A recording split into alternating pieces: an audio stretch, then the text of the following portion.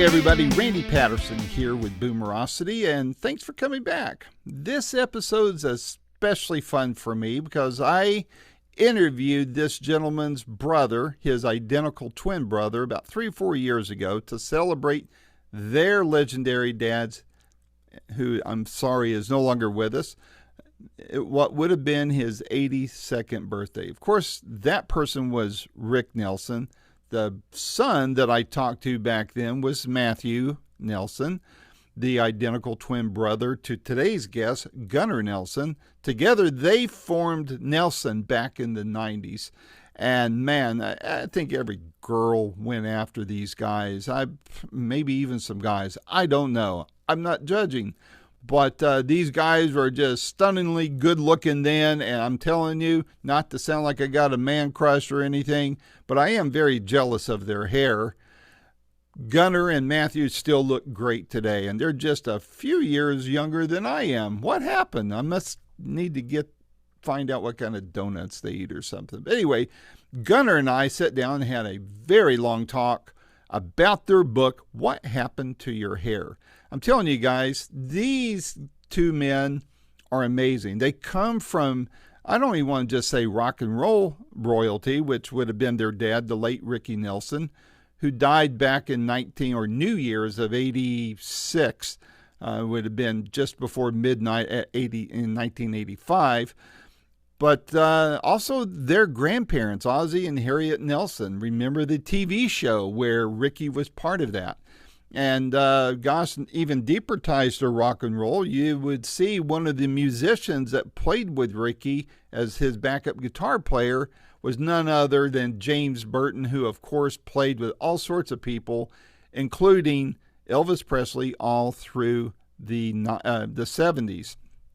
Also, if you read the book that I interviewed Marshall Terrell about a couple years ago, which was Elvis and the Colonel, you would learn very quickly in there that his co-author, the late Greg McDonald, told about Greg and Ricky going to Elvis's Palm Springs home when news broke of Elvis's passing. So there's a lot of intertwined stories and connections and relationships here that make this all very, very interesting. But I encourage you to get this book. I couldn't put it down. The stories in there were amazing, and some of the facts I thought I knew turned out to not be true.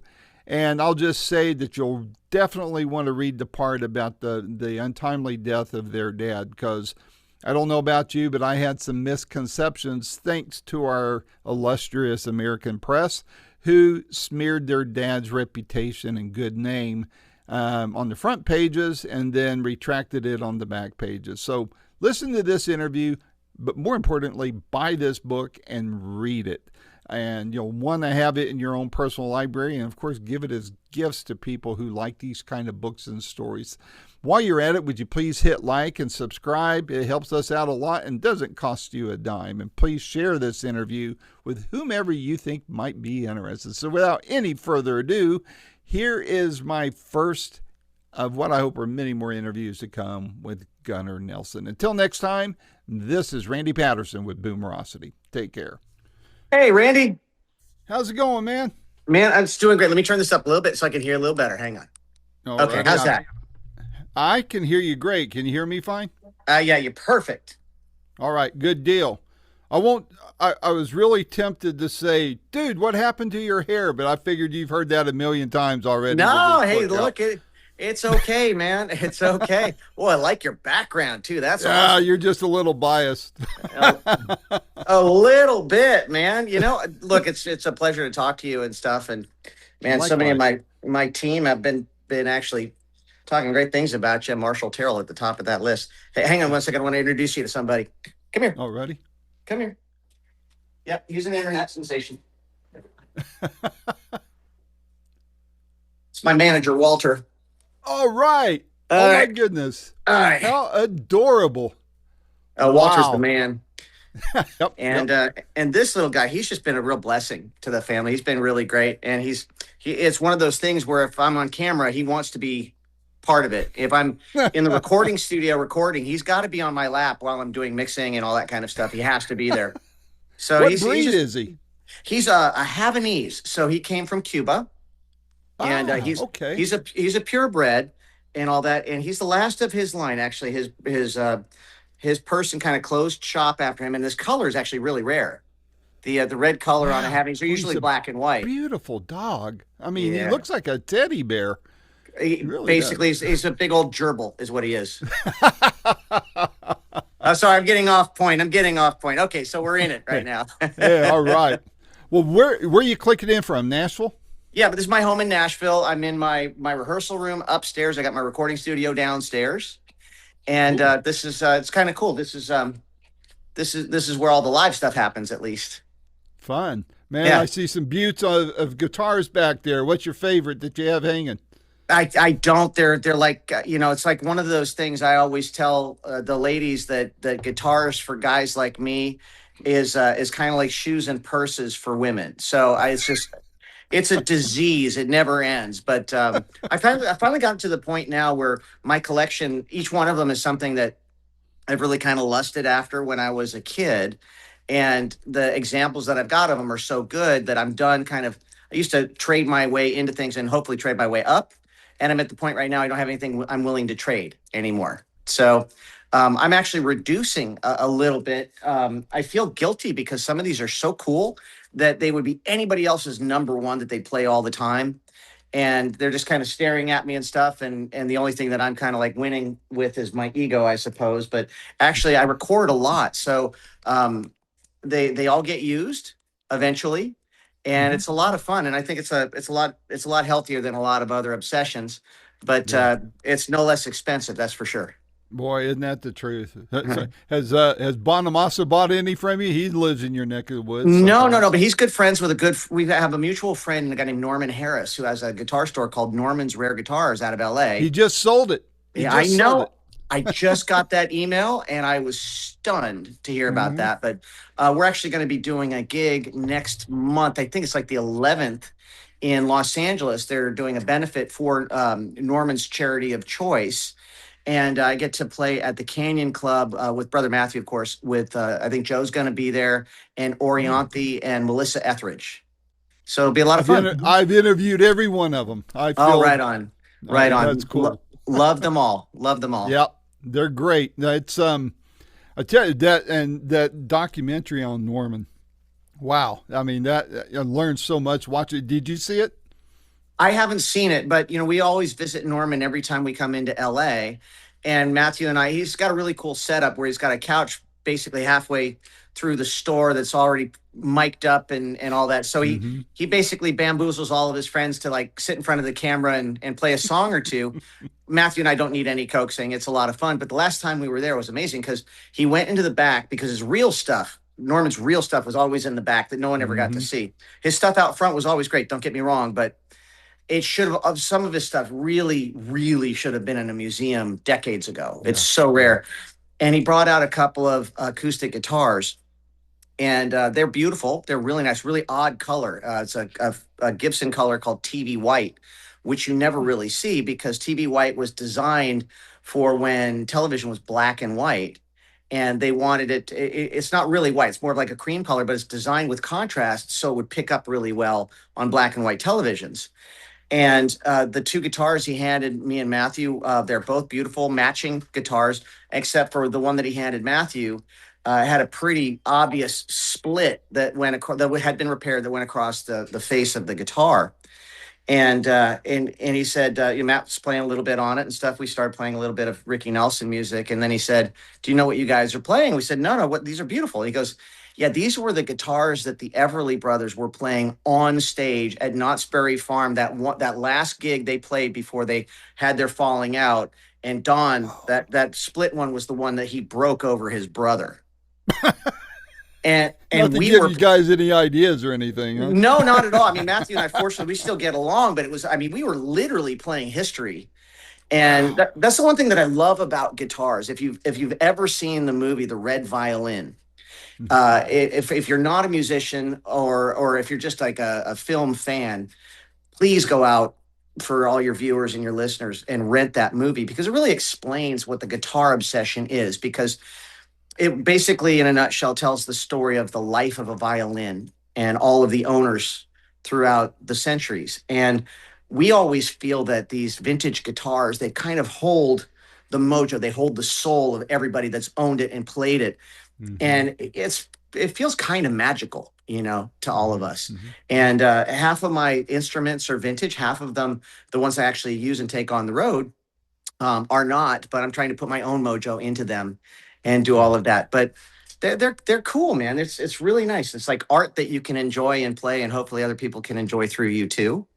And all Exactly. these people that we mentioned, like Joe Bonamassa, what an amazing collection he's got. He's in Nerdsville. He's just got an amazing collection. But he's great because you want a guy like Joe Bonamassa to be the curator of Yeah. all of that history in the instrument. I mean, because he treats them great, but he actually plays them, which I love. They're not Yeah. winding up on a guitar stand in some lawyer's office to stare at and never be played. And they're not under someone's bed. He's Yeah. out there, playing these $1 million guitars Mm-hmm. and doing with them what they were designed to do, which I just think is really cool.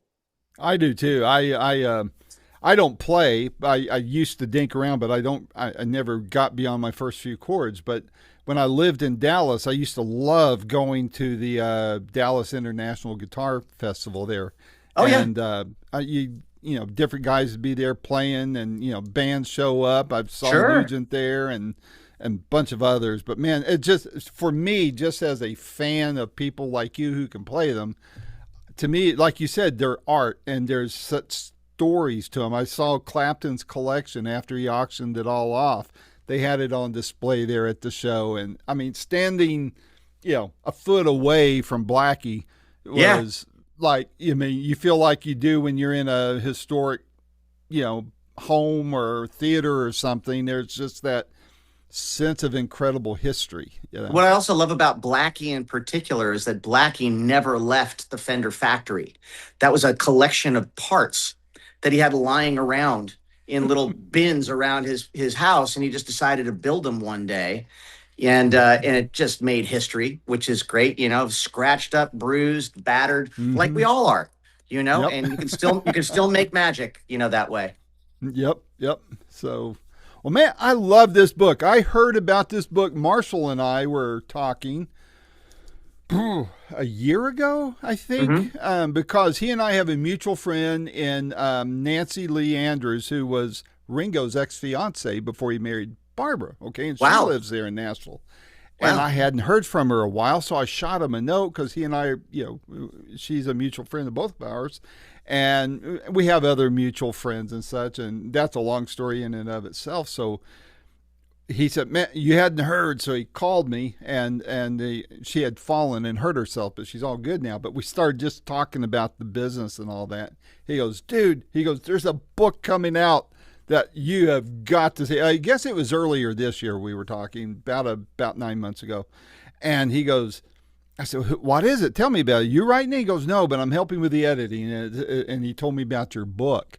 He said, "Man, it's right up your alley." And man, I swear, if reading it, if he wasn't 100% right, man, that was a fun book to read. I'm Thank painful, you. obviously, with what you guys have had to go through, but my goodness, I mean, just jam packed full of history and funny stories, painful stories and all that.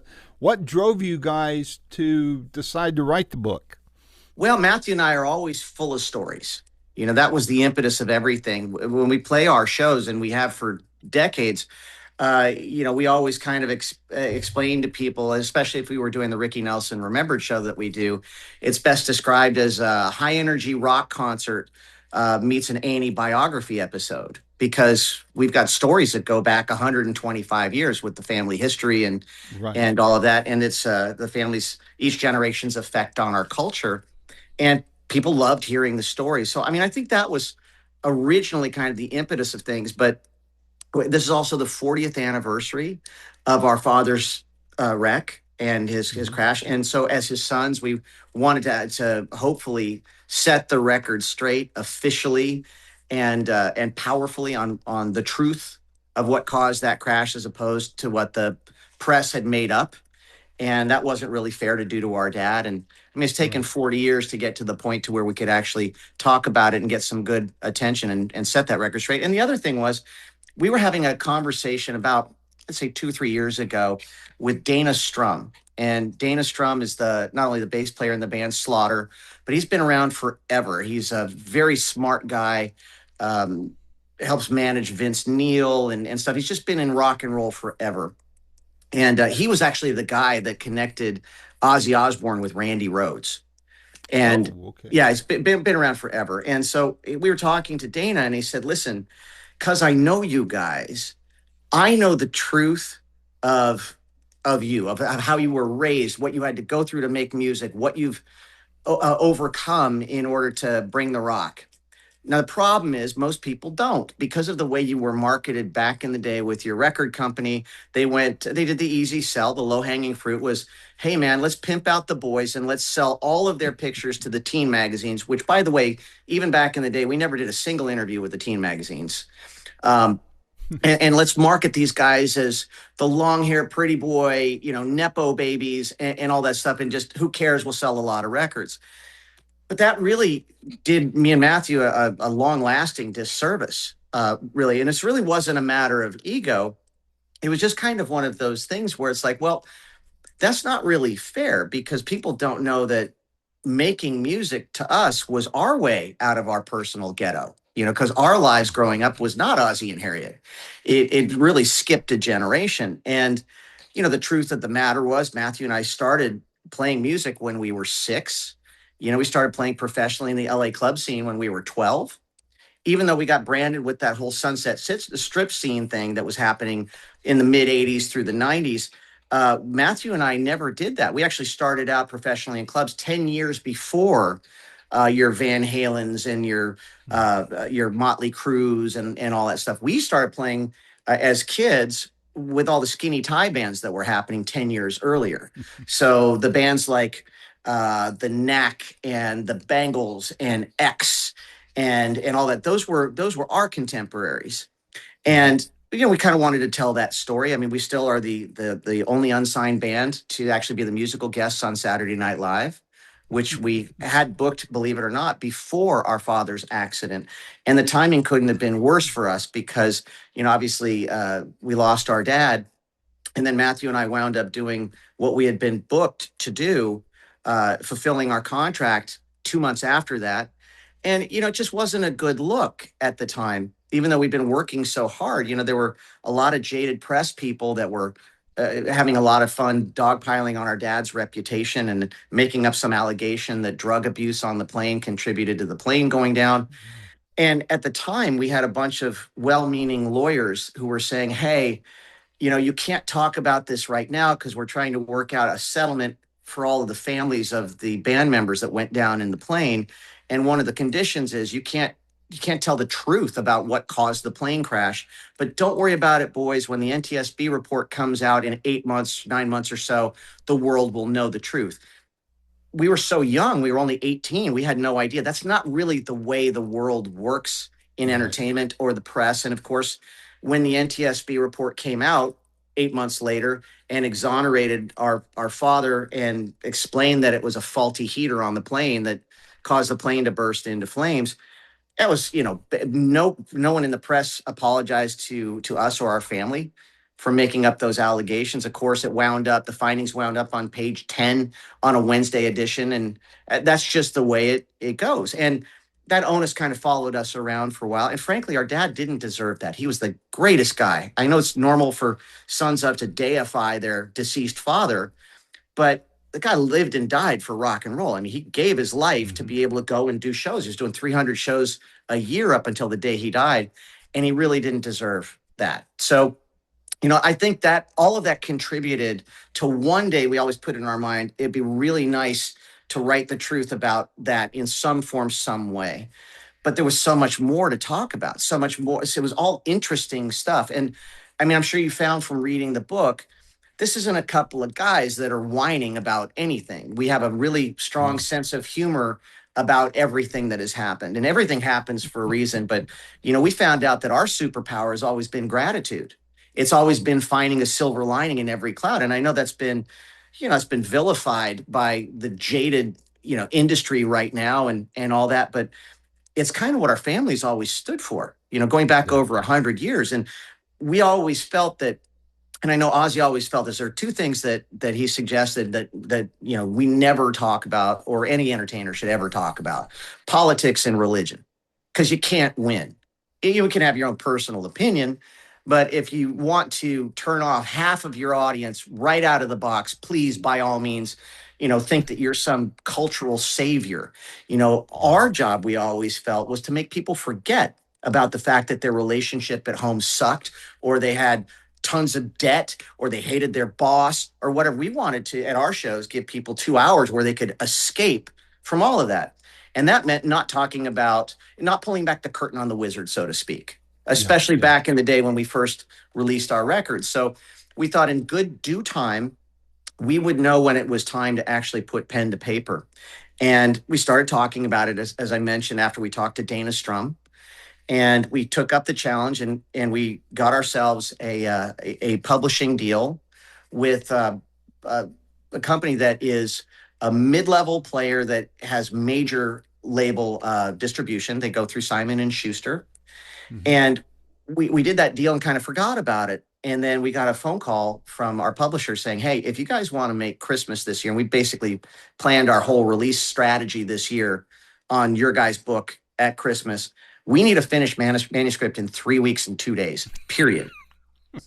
Now, we had started out doing the typical route that a lot of celebs do, which is they get a ghostwriter. And for the folks out there that don't know, that means basically a guy like me would normally do interviews with a real author, so to speak. Mm-hmm. And that it would be the job of that author to make it palatable and write it into a format that people could read. And that's the plan. That was the plan for the two of us. We were still out doing our shows and all that. And then we got the first pages back from our co-author, and it read kind of like an instruction manual. It didn't have any of our personality to it. And Matthew and I, we refer to ourselves as the two-headed parrot. We have a very particular way that we communicate. Again, we take the music, we take the art seriously, just not ourselves. And none of that was in the writing that we had read. And we had 3 or 4 tries at, try to inject a little more of our personality into this. You've got the interviews, and you should be able to get that. Anyways, long story short, at the same time that we got the call from our editor, we realized it wasn't going to work with a ghostwriter. So we had a crossroads, which we've had many of during our career, where we sat down, looked each other in the eye and said, okay, fork A is forget it all and just business as usual and let the deal go away. Or we call all of our advisors, we clear the decks, no gigs, no interviews, no nothing for the next 3 weeks. And it's going to be 3 weeks of 20-hour days, and we're just going to have to write this ourselves. And that's what we did. And even that was easier said than done, because, as you mentioned, there are a lot of stories in here that we intentionally kind of kept in a shoebox up on the closet top shelf,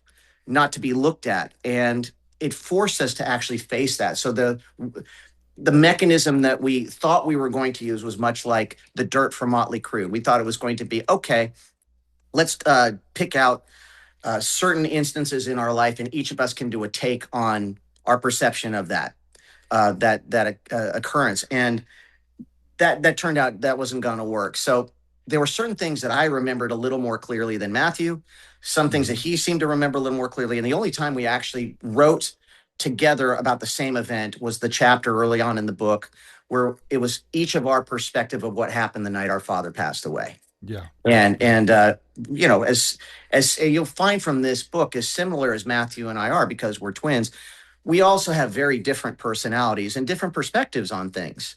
I've always tended to be just a little more acerbic than my brother. And, fortunately, that comes out in your writing too, by the way. I loved it. It does. Look, the one thing I'm going to say about this book is it's very real. It's a wild ride, but it's very real. And it really does. We had a motto in the beginning of our making music, especially if you were to see some of the first videos that we made. Our look was a lot for a lot of people to digest. I mean, it really was. It was very shocking. But that was by design. There was no record company that did that. Matthew and I sat down and said, okay, here's going to be our motto. Love us or hate us, you're going to know who we are. because we figured, people back in the day, MTV was the 800-pound gorilla. It was the biggest radio station in the world, right? We all got snookered into it because they had a slogan, all music, only music, 24 hours a day. So we used to keep it parked on there for like the whole week. It was like in the background and all that stuff. So we wanted to have a hit video on MTV so people would know who we were. And so we intentionally made it colorful when everybody else was doing black and white. We realized early on that, being who we were, no one would have ever believed that we were street kids or were eating out of dumpsters. So that, doing that whole sleaze rock thing, it wasn't authentic anyways, but that wasn't the right call. So we went in the other direction because we reasoned to ourselves that as a kid myself, going through the channels and stuff, if I'm flipping through the channels, I've got like maybe 5 seconds to capture someone's attention, enough for where they're going to park it on there just to watch what they're seeing. Right. And then the earworm was going to start working on them. And that really worked. Our look was outrageous. Our first video, we had birds flying backwards and snow falling up. And, it was like a Fellini movie, but we did that on purpose. And here we are all these years later. Our motto for this book is love us or hate us, you're going to know who we are. But this is the first opportunity that these are our words. These are our stories. They're our perspectives. No spin, no suggestions from anyone. And Marshall was wonderful because we couldn't have done this book without him. We've known him for several years, and he was just such a great mentor through the whole thing. And he was always saying, no matter what, guys, be authentic. Be authentic. Don't try to spin it. Just tell your stories like you normally do and let the editors work it out later. And it was great because it turned out that it really didn't need any substantial editing as far as the content was concerned. That's what he said, yeah. But he also said, look, you can read your guy's writing and right away, no one can write this but you.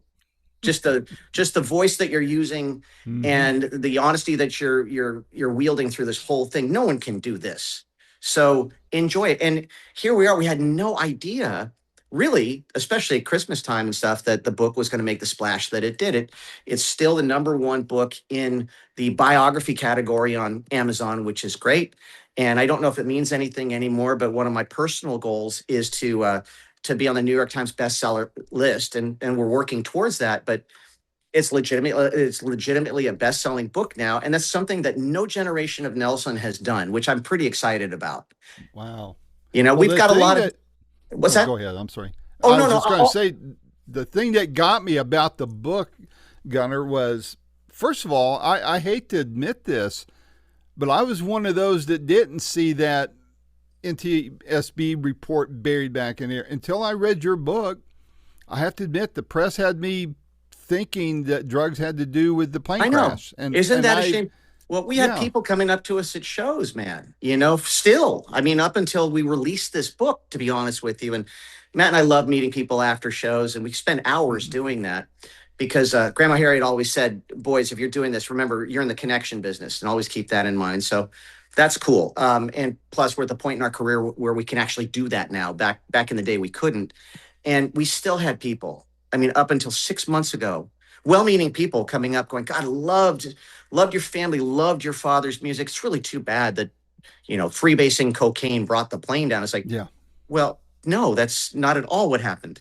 And it was really hurtful, to be honest with you, when that's going on. Our dad was our best friend. The damage to the reputation, that should be, that should be punishable. It really should. And you kind of call out the guy that kind of was one of the big names, or not when I say big names, one of the main names that was pushing that narrative. And because I was wanting to hear all about you guys, but I knew you'd be touching on your dad's passing. And I remember clearly, I was living in Phoenix at the time. And when I heard that, I thought, I just went, Well, look, it might be another book for another time, but we Nelsons have been doing this, as I mentioned, for 125 years. We've seen a lot of this industry. And the one thing that's really been a through line for every generation of Nelson, again, we are the only family in history to have 3 generations of #1 hit makers in it, which is pretty cool. But all of that success was accomplished really without the whole Hollywood machine backing us. You sit there and you kind of go, well, why is it that Ozzie and Harriet, the television show, 14 and a half years, 435 episodes, the longest running sitcom in television history, that created the format for the modern sitcom? There would be no Cosby Show nor Seinfeld without Ozzie and Harriet. Why is it that, and they pioneered 3 camera techniques that we still use to this day, the triple camera shoot, all of that, not one Emmy, not one. Okay, Ricky Nelson, responsible for smuggling rock and roll into mainstream American living rooms at a critical time in its history. At that time, it was considered race music, the devil's music. And Oz and Harry got a lot of hate. I mean, it doesn't seem like a big deal now because it wasn't. But back then, you couldn't even call it rock and roll. It wouldn't pass the censors. They had to refer to it as rhythm and blues. And he was the right guy at the right time. He's single-handedly responsible for smuggling rock and roll into mainstream American living rooms. And even saying that, reinvented himself as in one of the first true country rock bands, pioneered a lot of stuff, sold 500 million with a B singles in his life, 500 million singles. And Life magazine coined the phrase teen idol to describe him. That's where it came from. Not one single Grammy. Not one Grammy. Wow.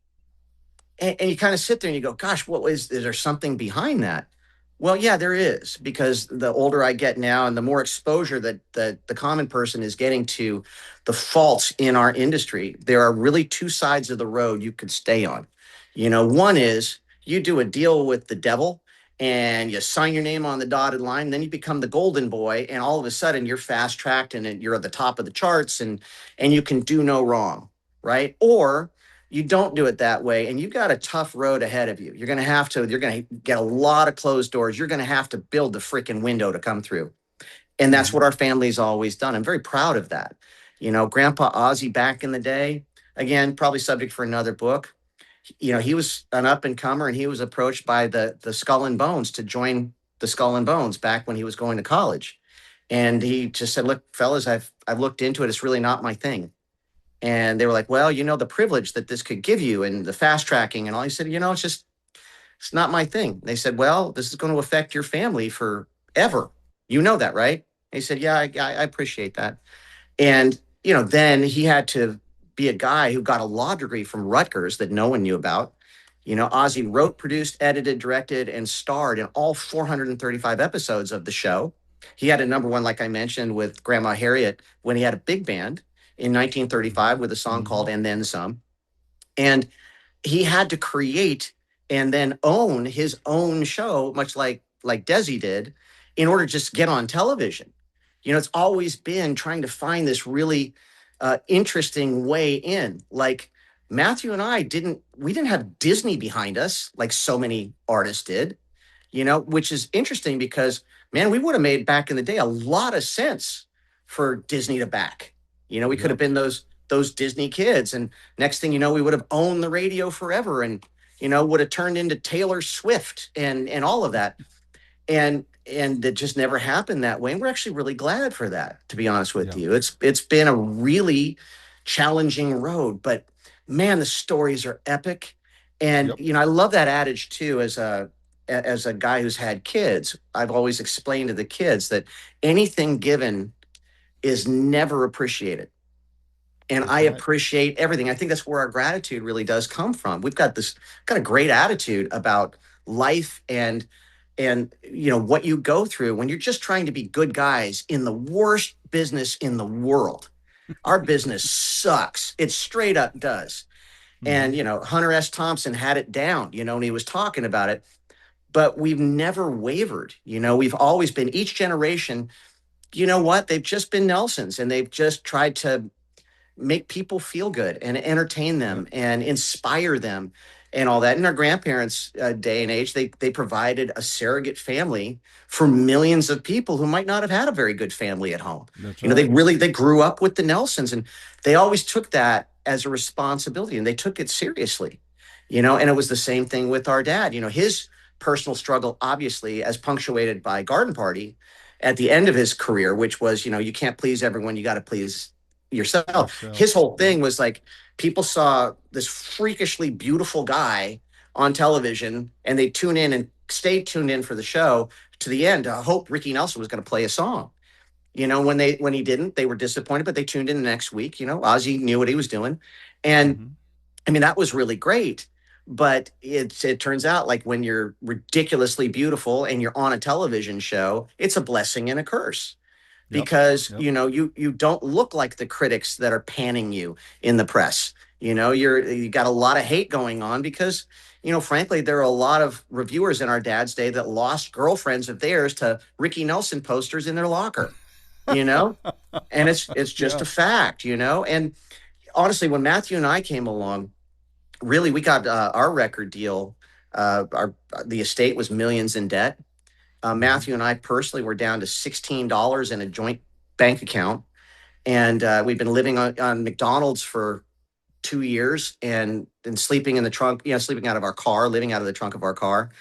When we got our record deal with Geffen Records, and honestly, I don't know if that particular day hadn't worked out. It really was like divine providence, writing a song like Love and Affection, which wound up going number one, and knowing that it was special and having the balls as a couple of 18-year-olds to go against our managers at the time and go into John Kolodner's office and make him listen to us play and Mm-hmm. sing that song acoustic, which was the one thing that got John going, okay, now we're going to do a proper record deal. Let's go, boys. Look, it's been close a lot of times, and it's been less than zero many, many times. And we've just never given up. And fortunately, the way I look at it, I'm really grateful that not only to be from the lineage that I'm from, because honestly, we sold millions of records to a bunch of kids who had no idea who Ricky Nelson or Ozzy and Harriet Right. were. Yeah. But I came into this world with my twin. And as I mentioned to you, as similar as we are, we also have our differences that really complement each other. The basically put, Matthew is really good at thinking about things before he talks. He's very measured.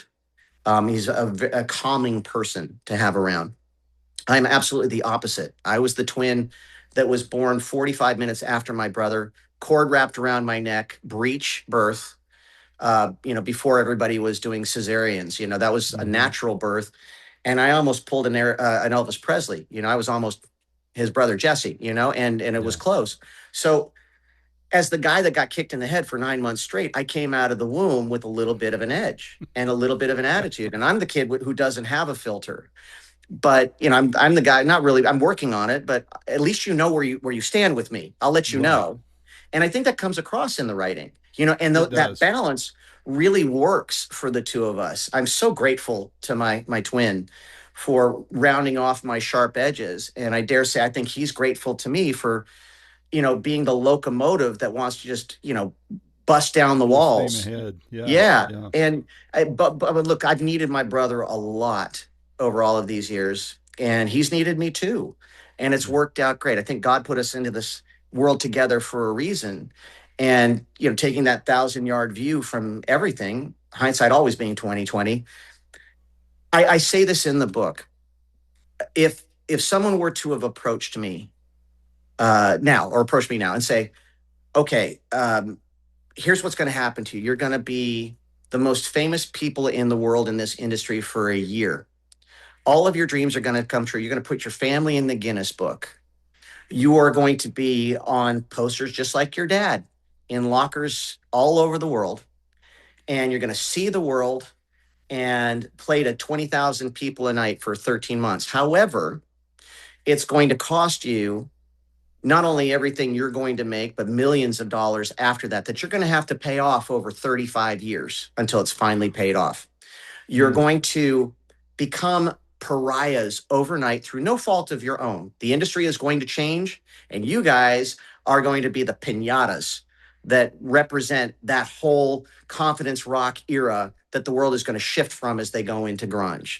You're going to be the brunt of jokes. You're going to be made to do a humiliation ritual in ground zero of the grunge movement, which was Seattle at the time in 1994, where they're going to put you on a parade float with 20 other sets of twins.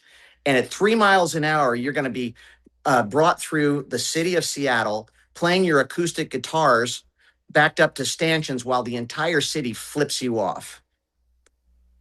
What do you think? And we go, where do I sign? I'll do that. I'm not saying any of that was easy, because it wasn't. No. But man, it was a great ride so far. I think that's the tough thing. We talked to Marshall about this. Like, when you're writing an autobiography, you know how it's going to start for the most part, but where do you finish it?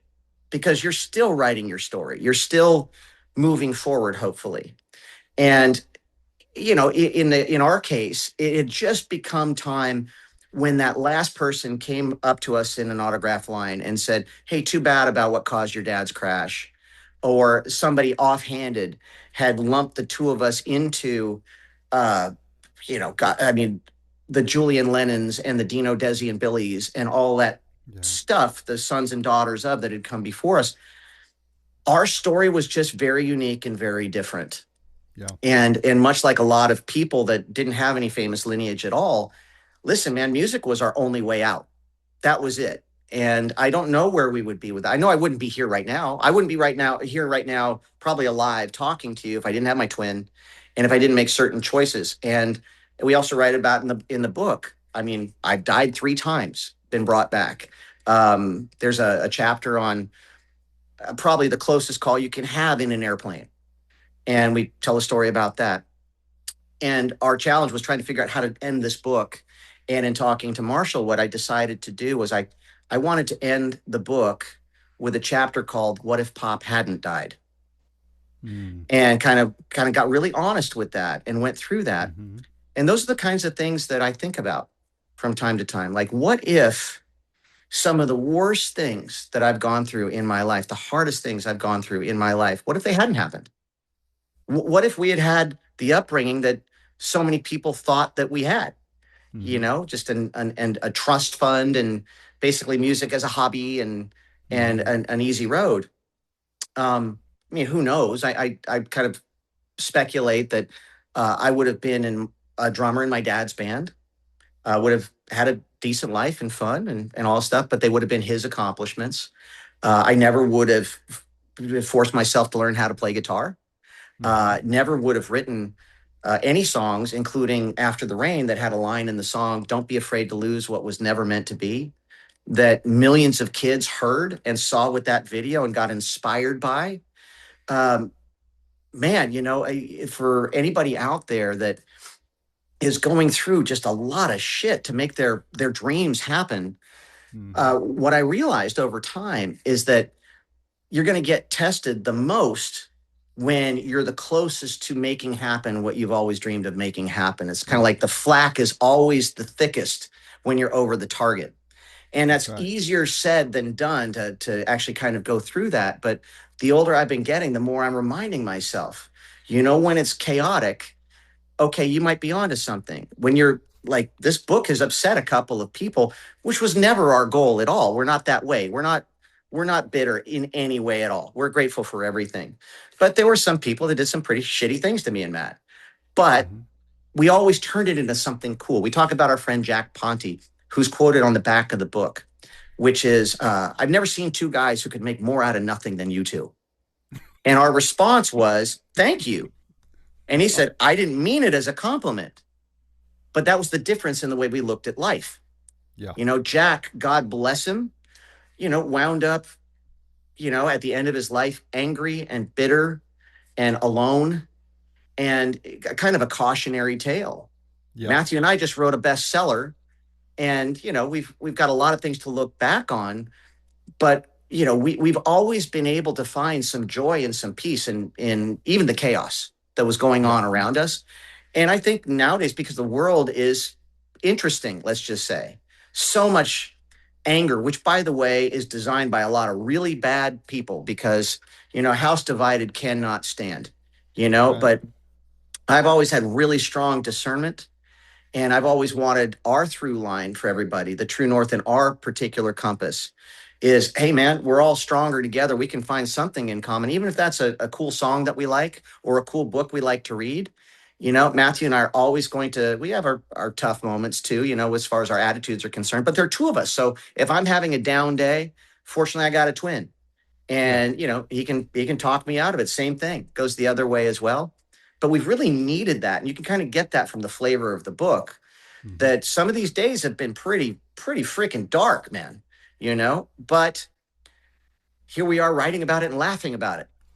Well, see, that's So the thing too, Gunnar. That I found there was a couple of things that I found remarkable, and I want to get on to Elvis in a minute because there's a lot there that a sure, lot of people I don't think really get. But I mean, I've told people when I've talked about reading the book, and as I was going through it and all that, everybody's going, oh, especially the girls in my social media circle, they're like, oh, I remember Nelson, blah blah blah.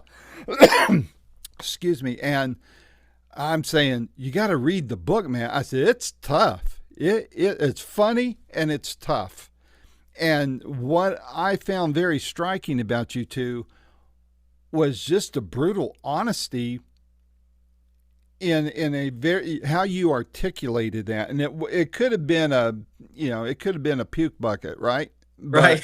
But it wasn't that. You were just it was very matter of fact. I mean, to say that you weren't in the overall arc of your story, that you weren't complimentary about your mom, that'd be an understatement. I would think it's fair to say, but there was nothing vicious about it.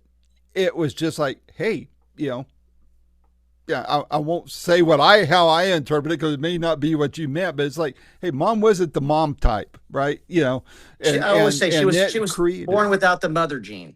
exactly. You said that Yeah, a few times in the book, but yeah, to me, one of the big benefits of your book that I think possibly could have maybe an unintended consequence is that I hate to put it in this phrase, but being almost like a motivational speaker. I mean, to me, your book with all the hard stories in there. I mean, here you are, man. You're looking great. You're productive. You're positive. You have gratitude, which a lot of people don't have. I mean, there's a talk of gratitude in the world, and to a certain degree, it's genuine and all that. But to go through what you two went through and to have the attitude and what you radiate, that's something people need to hear about more and take to heart because I think we've got some tough times ahead, and it's going to take that kind of spirit, that kind of stick to itiveness yeah. to get through what's coming down the pike. Well, hey, look, I'm looking forward to it. Bring it on. I love what you said. I mean, you guys are funny and tough. Man, if that is our family legacy, all of these years later, the through line for every generation of Nelson, I'll take that. Yep. Funny and tough. Yep. That's cool. One story you told, then I want to get on to the Elvis orbit here. Okay. The story you told about your grandmother and Ron Jeremy. Oh, I thought, oh no, yeah. no. Well, they always say you can't write this shit, but I guess we did. It's like one of those You things. But, did. but it's like that's the kind of wild stuff that would happen to us. I had to write Mm-hmm. about that. I mean, in a nutshell, to the folks out there, we were headlining the Universal Amphitheater, and it was great because it was the last place we'd seen our father perform before he passed away, and there we were like 3 or 4 years later, and we'd sold it out with our band Nelson. And it was wonderful because Harriet was a great supporter of ours. Even the long hair, she loved it. She thought we looked like Vikings. She was really neat. But Grandma Harriet, she was a lot cooler than people knew. I mean, she was singing at the Cotton Club from the time she was 15. Mm-hmm. So she was an entertainment industry person. Her best Mm-hmm. friends were Ginger Rogers and Lucille Ball. And I got to hear all these great stories about when they were in the big band and how they did it, or when she was making her movies for RKO with Ginger and all Mm-hmm. that. So like the OG, like real old school entertainer. And she was awesome that way. And when we played the Universal Amphitheater, we sent a car for her down to her house in Laguna and had her driven up and all that. And the way that was, for anybody who's an entertainer who lives in Los Angeles, and the two of us did at the time, when you're actually doing a show in LA, every person you've ever known comes out of the woodwork, and they want tickets and they want passes and they want access. And so, we've always made it a habit that when that happens, we basically take the phone off the hook for like 2 weeks before an LA show, especially Mm-hmm. back in that day. And so the access to the backstage was really, really restricted, especially to the inner sanctum, which was just our dressing room. It's no big deal.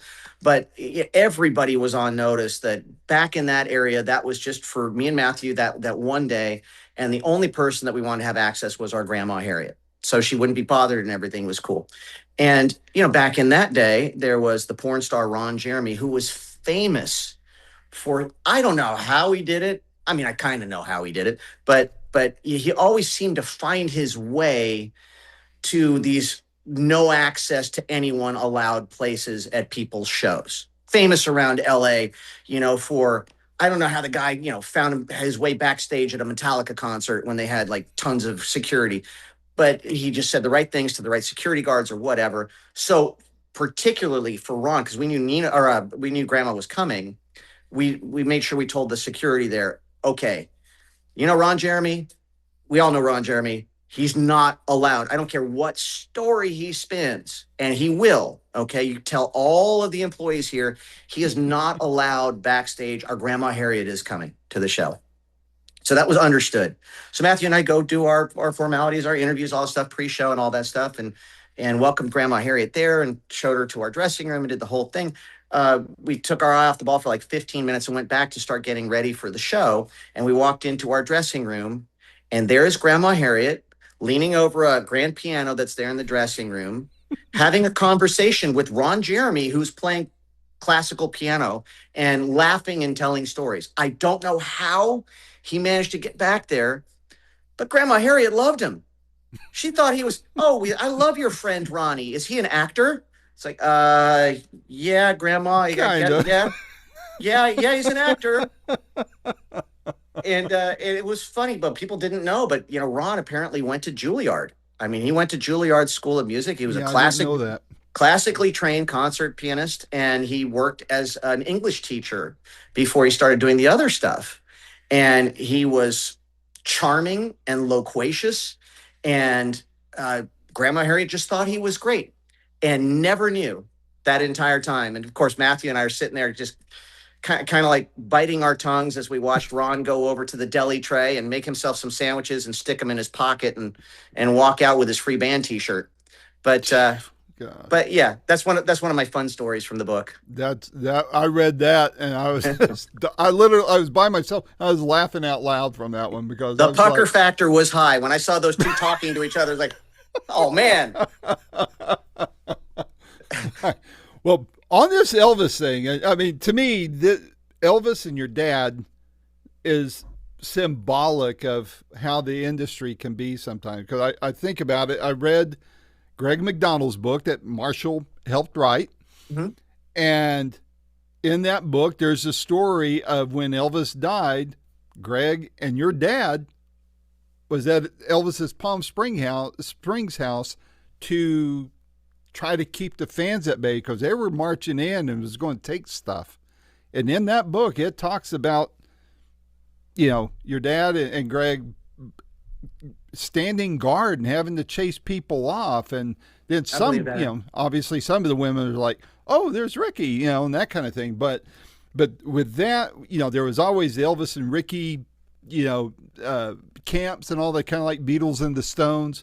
And you talk about Colonel Parker, who I say is my first interview. I saw my first concert was Elvis in Phoenix, wow. 1974. I got there 2 hours early. I'm standing in front of the stage. Colonel walks up. I ask him a few questions. So I think, I say that's my first celebrity interview. I was 14, but it's remarkable how in the business, how tight that circle really can be sometimes.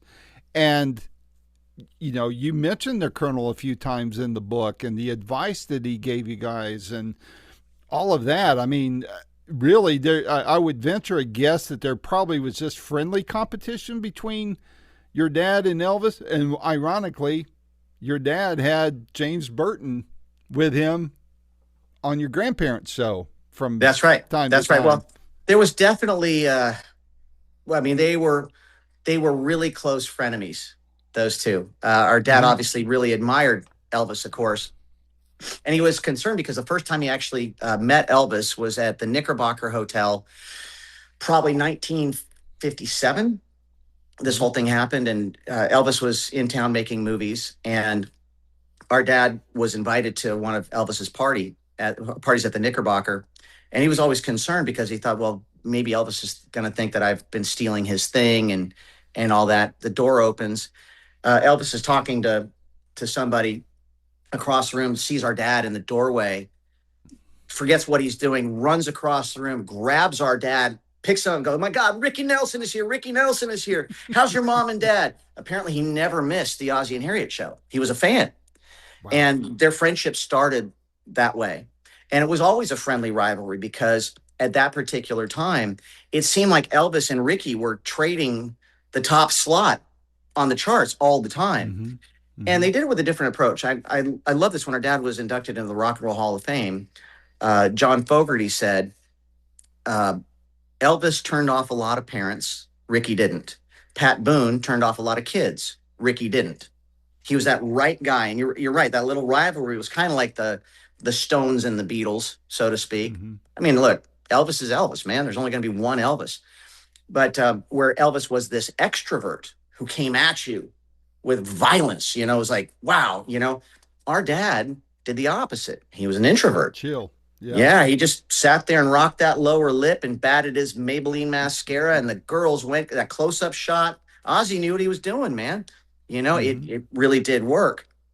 And that through line of the Colonel always being around, that actually kind of manifested in Greg McDonald, as you mentioned, who was our dad's manager, who basically cut his teeth in Elvis Presley's office, being basically the go-to errand boy guy for the Colonel when he was a kid.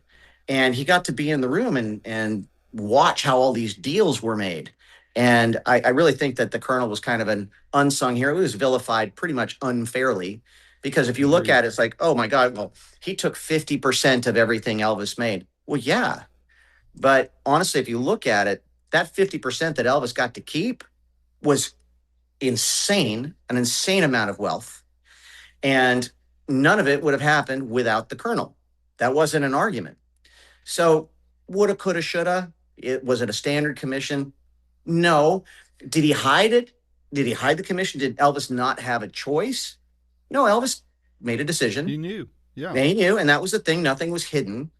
And so it's like that kind of thing. You can't rape the willing. So it's not really fair to vilify the Colonel, because most of his decisions, again, hindsight being 2020, were very sound for Elvis. And Elvis is still Elvis. I mean, he's the king of rock and roll.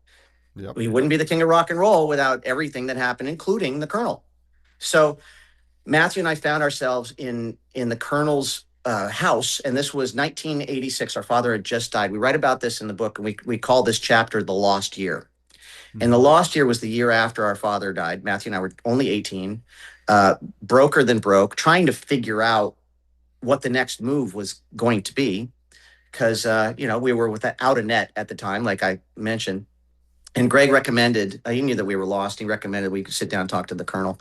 And we had just gotten done doing that Saturday Night Live stint. And we went to the Colonel's house, and we met him. He was an old man at the time. And he said, "So boys, what are you doing right now? What's going on?" We said, "Oh, well, Mr. Parker, we just got back from New York. We just did Saturday Night Live. And now we're just trying to figure out what the next move is. We're trying to put together the right guys for a band to try to get a record deal." And he stopped us in the middle of it. He said, no, you guys don't need a band. Just the two of you. Just you two acoustic guitars. That's it. That's all you need. And we got done with that meeting and walked out thinking, what does that old man know? Because remember, it was at that particular time, Bon Jovi was living on a prayer in a big way. It was bigger shows and flash pots and fringe jackets and flying over the audience. And that's what was going on. So we thought, two guys with two acoustic guitars, are you kidding? Now, the thing that's really interesting, being the old guy that I am now, if I look back on my life and I think about the most pivotal moments in my career, from getting signed to John Kolodner and Geffen Records at the time, to how we've written our songs, to the biggest show that we've ever played. And look, we had a pretty monumental tour on the After the Rain tour. We were averaging 20,000 people a night, but we played to 65,000 people in Erie, Pennsylvania. Just the two of us with two acoustic guitars, no support acts or any other acts. The town came out to see us. And if I really think about it, actually, the two guys with the two acoustic guitars has really been just the magic to what it is we do. Because when we actually released, we were considered guilty until proven innocent, obviously sons of and all that kind of stuff. The image was a lot to take. I always tell people the truth, which is the Milli Vanilli scandal had happened 6 months earlier. So they see the two of us coming along and we look like Milli Vanilla. So we had to like prove ourselves that we actually could sing and play. So we played basically every radio station we could. We showed up there on their morning shows, starting out with the AM stations that had the farm report, working our way up to bigger stations. And it was always just two guys doing that. And then we got booked on Saturday Night Live, not Saturday Night Live, MTV, Dial MTV, which was the week before the After the Rain record was even released. And we got to host in place of Daisy Fuentes, who was on vacation. And we brought our acoustics, even though they told us not to. This is way before MTV Unplugged. And the two of us were hacking on each other and singing songs in and out of breaks and all that. And that's what the kids saw. And that's what they responded to. So as I'm sitting here looking back on my life, having written this book, I realized that my career, had I not been bullheaded and ego driven and an idiot kid, and I'd listened to that old man, apparently he really did know what he was talking about. My path would have been arguably a lot easier, musically speaking, a lot sooner. And it's one of the things I love doing more than anything now to this day, is going out on big rock stages with big bands who are still playing to 20,000 people a night. And they've got their amp stacks and their double kick drum sets and their laser show. And Matthew and I proudly walk up there with a couple of nice suits on like Elvis, with a couple of acoustic guitars, and do the thing that the Colonel suggested that we do. Yep. And it works. It really does work. But again, that's just one chapter in this book. I know. That's what I mean. That each chapter is like condensed milk, man. I mean, there's just so much there you can, or orange concentrate you can, because there's so much. And as you start unpacking it, it's like, I mean, as I was reading, I mean, I have a list of names of people I interacted with. Derek Schulman, I know he had okay words to say about him. He has a book out. Listen, for the record too, because you mentioned our mother and all that stuff. Look, there are two disclaimers in this book, not just one. One in the beginning, one at the end, where we explain, listen, we are not in the business. We're Nelsons. We've never been in the business of throwing anybody under the bus. That's not the intention of this book. And it's not the tone of this book. It'd be unfair and inaccurate to say that it was. But we did say in the beginning, as far as our mother was concerned, with a sense of humor, our mother probably would not be very happy with what we've written about her in this book. But she should be, because Lord knows we could have written a lot more. And that is the truth. Yep. So, but, part of that, in writing about that, and in writing about, say, our encounter with Derek Schulman, who very successful record company guy. He's the guy that signed Bon Jovi, and that was the big deal. Bon Jovi was to that time in the 80s what Garth Brooks wound up being in the 90s. Just that was the big thing. He was the guy that discovered Bon Jovi, and boy, did he turn me and Matthew down. I mean, he really did. We went to his office with some demos we'd made in Jersey in 1987, and he straight up told us to not quit our day jobs, that we'd never amount to anything, and he passed on us with passion. And it was great, because the way this industry is, you get to run into the same people. And we were doing a record for our friends at Frontiers Records in Italy about 10 years ago. And part of what those Frontiers guys had done is they hired a head of A&R for the United States at the time, who turned out to be none other than Derek Schulman. Derek Schulman, yeah. And so I found myself on the phone with Derek for the first time since he completely punted us in 1987. And I said, we had a funny conversation and stuff. It was lighthearted. And I said, Derek, I just got to know, what do you really feel about being so unbelievably wrong when it came to the two of us? He said, "Oh yeah, I never gave it a second thought." I said, "Man, you are a bad liar. You know, we wound up selling like 8 million records. You were really, really wrong." And there were a lot of managers that were really, really, really wrong. But you know what? Here's the thing. You can hear a million no's, no matter who you are and what you do, and you will hear a million no's. And in this book, we talk about even our best friends when we were growing up, the well-meaning friends. Man, I heard from my best childhood friend, "Hey, man, why don't you just give up this music thing? You're never going to be as successful as your father. Why should you even try?" Now, he was kind of a dick. And on the other hand, I think he kind of meant well a little bit.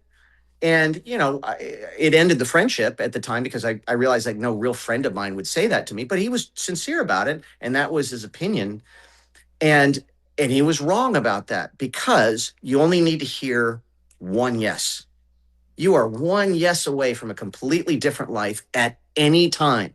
And you're going to hear a million no's. And like I mentioned earlier, the universe is going to test you the most before you get to hear that yes.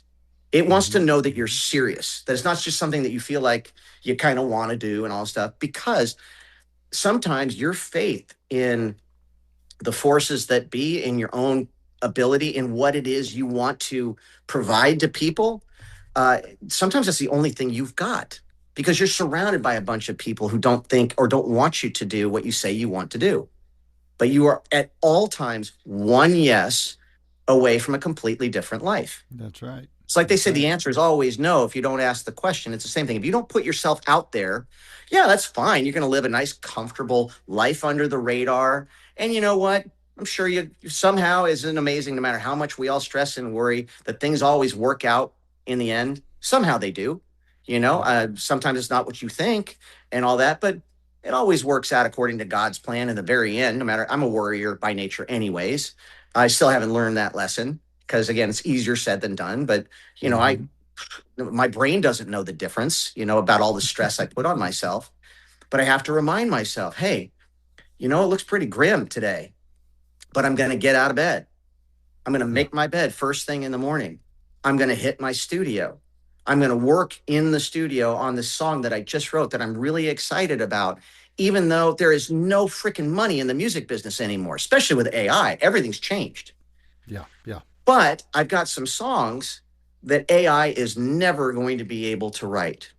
So you can either come from the head or from the heart as a person, If it's just about money or fame or power to you, it's going to be a hollow victory, even if you make it happen. Take it from me, because I write about this. I write about being there at 22 when my manager calls me up and says, okay, as of tomorrow on your 22nd birthday, you're going to wake up with the number one song on the Hot 100, the only chart that matters in Billboard. You will officially be the top artist on planet Earth tomorrow. And I thought when I would hear that news, if I ever got to hear that news, that, bells would ring, doves would fly, the gates of heaven would open, and all my problems would be solved. And I'm here to tell you, it didn't. I got that news, and it's the first time I ever admitted it was in this book, was I got that news, and what I thought was, oh shit, now what? Yeah. Because I wasn't happier. I wasn't feeling like, that whole neener thing. My mom didn't love me anymore. I didn't feel more respected or valued or anything. I was just me.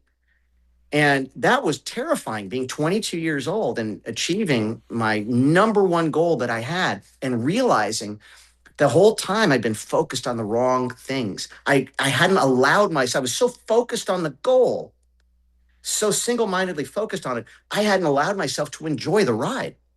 Yeah. So as a guy who's been the most famous person on planet Earth, who's had the money, who's had the power, but that's not what's going to make you happy. And it's really, truly, it's the ride. It's including the downs. It's the wins every now and again. And you got to celebrate the wins. Don't get me wrong. Yeah. Yeah. But, you have to also appreciate the fact that you will appreciate it more if you're going to be going through adversity to get there. So this book, to me, really, honestly, it means so much to me because it's really a testament to all of those times when we probably should have quit. All those times when even the most well-meaning friends around us suggested that we do. We also quoted on the back of the book too. Like most of these books that you see, they've got these superlatives on the back cover, like, Matthew Nelson is the greatest Nelson in the history of Nelsons, that kind of thing that you read. And, for us, we decided to go another route. And it really kind of shows you what the tone of the book is. The first quote on the back is, "I was married to their father. I am not impressed, Mom." And it's like, yeah. Or one of the managers who said, "Oh, that song, Love and Affection, it's a sinker." That was our manager at the time when we had written that song and brought it to one of our co-managers. Like we showed him all of our songs before we went into the studio and recorded it, and he heard it and he thought it sucked. Well, there are 8 million people that beg to differ. But that's the point that I'm trying to make. It's not an ego boast. It's like, right. Hey man, seriously, how do you feel about it? If you're passionate about it, or in our case, what I wrote about, which I think is really the most important thing. And now as a guy who's the age that I am, I still get people coming up to me going, "Hey, my son is playing guitar and he wants to be a musician. Do you have any advice for him?" Well, the rules are very different now than they were back in the day when I started, and I found too, if you go back through my family history, through each generation, the industry was very different. Obviously with Grandpa Ozzy, when he was making music, he was a rock star for his day, but he was a big band leader. Our dad in the 50s did rockabilly and then country rock and stuff. And the rules in the industry were very different too. Same thing for the two of us, during the whole MTV Golden era, there was a formula.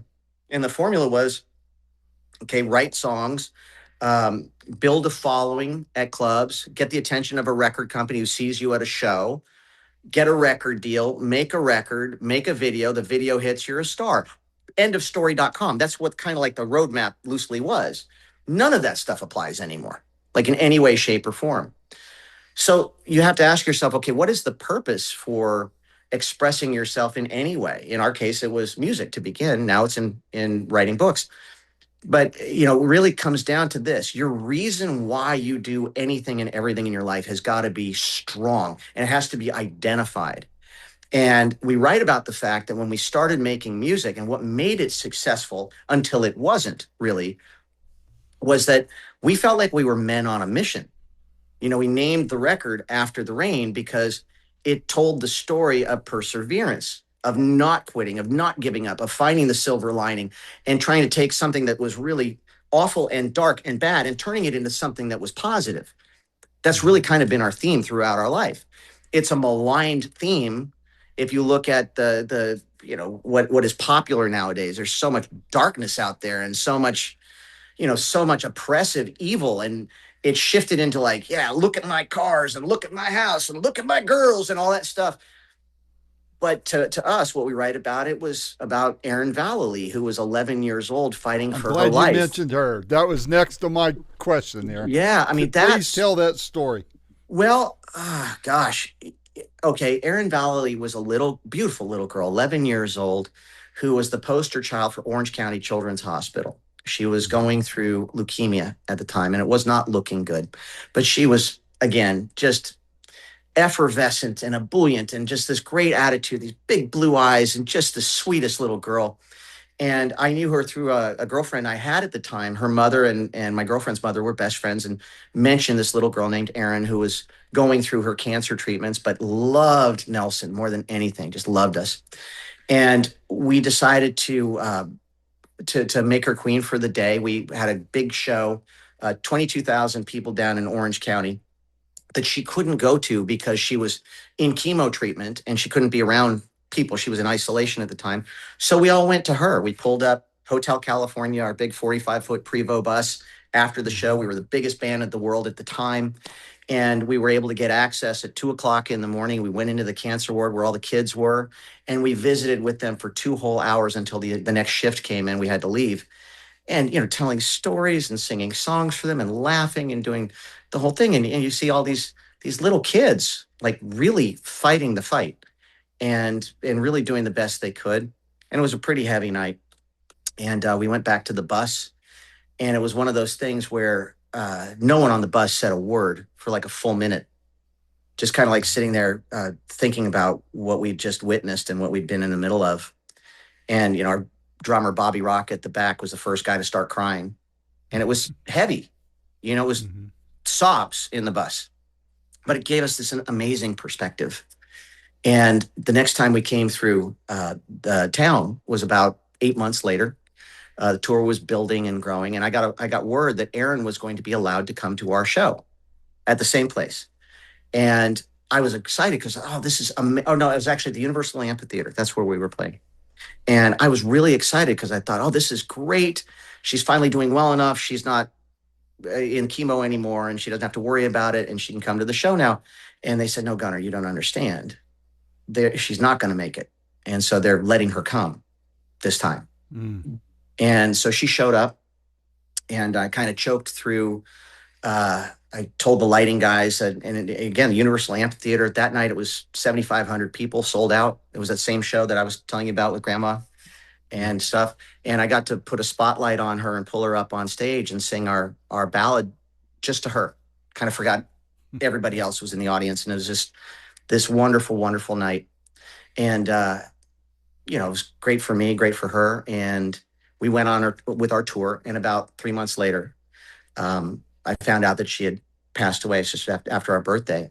And her mother called me and said, Gun, I just want to let you know this was the last story about Erin. She loved you guys so much, and thank you so much for what you did for us. Like, are you kidding me? I mean, don't ever thank me for that. She gave us so much. And she said, well, I just want to let you know this. When she came to the Universal Amphitheater and you sang to her, she was in a huge amount of pain. She was having such a hard time, and she always wore her smile. She never wanted to show you or your brother that she was struggling like she was, but she was really hurting. And the doctors couldn't figure out why she was holding on. And she wasn't acting like she was scared or anything like that, but she was just struggling, and the pain medication wasn't doing anything. And so I was talking to Erin, and I was saying, look, you can let go. We're going to be okay now. And we love you, and you're going to heaven. You're going to be fine. And all that. And she just kept on holding on and holding on and holding on. And,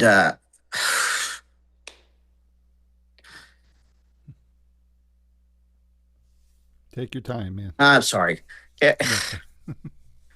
Every time I talk about it, I can't get through this. Apologies. But her mother said, it was the night before your guy's birthday, and she said, hey, honey, tomorrow's the boy's birthday. And she just got this weak smile on her face, and she said, I know, Mama. And then she died the next day. And they found a letter that Erin had written, a note to her mother, apologizing to her mother for putting her through what she did. And she said that she had waited the whole time to die on her birthday so he'd never forget her.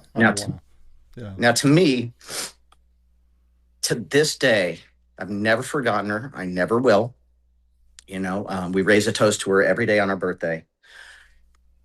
But as a guy who's been famous, a guy who's been a multimillionaire and lost it all, through all of that, none of that stuff matters to me or to Matthew or would have mattered to any of our ancestors, but that little girl.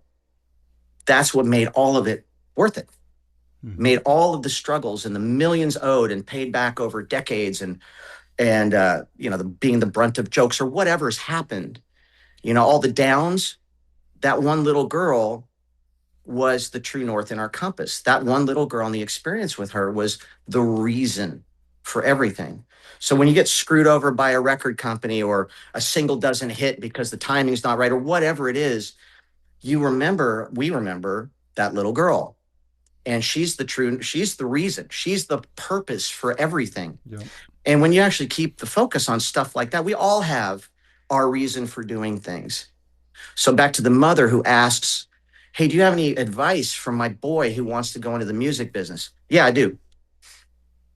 Find out your reason why and really identify it and make it a cause. Because if you're not on a quest and you don't make what you're doing bigger than you, bigger than the fame, bigger than the money, bigger than the privilege, bigger than the power, you will fail. Because even when you win, you lose if you do that. But if you actually identify your purpose and it's noble and you're a person on a quest, even in these modern days. And you have that to rely on, to go back to, and have in your bag of power during those weak moments when the world is stacked against you and you've suffered another loss, but you have that in there, you'll get through it and you'll persevere and you'll do it. So that little girl was the biggest blessing I think I've ever had in my life. And I feel sorry for people who've been in my position, or celebs, or whatever, that are very clearly focused on what the folks out there who want you to do the deal are focused on. It holds no weight to me and Matthew at all. It never has. It's like, what are you going to do? You're going to tempt me with being famous? Been there. You going to tempt me with dollars? I got enough. But if you have that kind of purpose behind you, you're absolutely unstoppable. And so, yes, we're about to go into some pretty crappy times. This has been by design, and it's been brewing for 40 years, and it needs to happen. I'm looking forward to it because I am a fighter. I'm looking forward to it. But I'm always going to remember that little girl, and I'm always going to remember the grace and the beauty and the love that is the reason we should all be doing things. We're all going to make money. We're all going to lose money. We're all going to have our moments in the sun, moments in the shade. We're going to do that. But everybody's reason why they're waking up in the morning when they'd rather stay in bed, that's what, honestly, this book is really all about. This book wouldn't exist without that little girl. Yep. Because I got to be honest with you, man, when you're putting yourself out there in my business, there's no difference than sticking your neck on a chopping block and handing people the knife. Mm-hmm. It's a lot more comfortable to fly under the radar. I promise you. And there are a lot of people in lots of industries that would feel a lot more comfortable had Matthew and I wound up to be the Hollywood statistics that they tried to paint us out to be. So I'm proud to say that I have been annoying those people forever because we just won't give up. We won't go away because our reason why is that pure and that powerful. We're not going anywhere. So they better get used to it. Well, man, when I read that story, I made a note. I was keeping notes as I went through the book, and that one was the one that was circled because to me that epitomizes who you and Matt really are, and you just articulated it again very beautifully. But she's the symbol of it, in my opinion. She is, and to be able to do, and again, just that. I think that's what makes people great, is when they focus on someone else. Elvis even did that. Look how many cars, look how many hospital bills that he paid for other people. And, you doing what you did at 2 a.m, and, the hospital could have said no. Yeah. There could have been a lot of things that would have kept that event from happening in the hospital and then later at the actual show. But that whole story, I wonder if I could have only asked you one question, it would have been, please tell that story so everybody else can hear it, and then they'll want to buy the book. Oh, thank you. Well, I remember when I was growing up hearing that famous story about Babe Ruth hitting the 3 home runs for the little boy in the hospital bed, and that actually happened. Okay, is there anything I can do for you? Yeah, you can hit 3 home runs. 3 home runs. 3? The man did it. The man did it. But from the mouths of babes and all that. But that's right. In this crazy world that we're living in, it's really important to remember that underneath all the bullshit that we see in the media and the steering and the pain and the death and the threats and the fear and all that, that the thing that really makes it worth it are the people that you love. Yep. And I'm the kind of person, I am absolutely freely willing to die for the people I love. And I've got nothing to lose. What are you going to do? I mean, are you going to pillory me in the press and all that? Been there. When you got nothing to lose, my brother, you become a very, very dangerous person. That's right. And you will get attacked when you're threatening what's comfortable out there. And, I've been doing a lot of thinking about this, and I know I'm sounding like Gunnar Robbins. I don't mean to. But really thinking about it, I've got a lot of people still in my life now that seem to be absolutely committed to being like their mode, their default mode is bitterness, entitlement, aggression, nastiness. And we all know people like that. I just think that would be exhausting. I think the closest Matthew and I got to that was, and we kind of dipped a toe in that, was that lost year I mentioned in the book, that chapter, where, we realized that it just seemed when we were going through high school and stuff that the guys that got all the hot girls were the ones that treated them like crap.